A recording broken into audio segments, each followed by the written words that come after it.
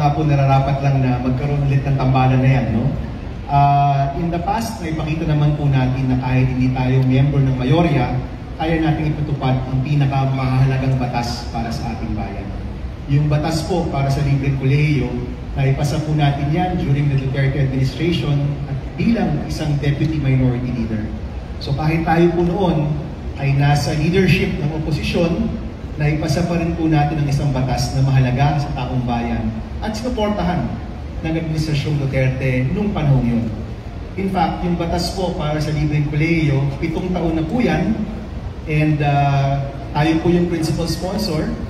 Pinirmahan ni President Duterte, implemented first during the Duterte administration and still implemented during the Marcos administration.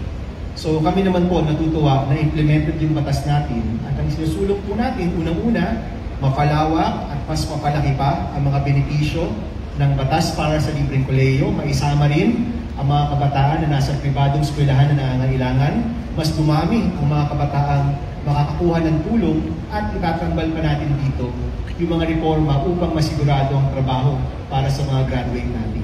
So hindi po hadlang yung pagiging member ng ibang partido dito po sa mga importanteng bagay sa ating bayan. And I think our track record has shown na kaya po yan. In fact, kapag galing rin sa ibang partido, yung mga senador natin sa administrasyon o yung mismo sa Senado, mas gumaganda at mas napapalakas ang mga batas para sa taong bayan. Thank you.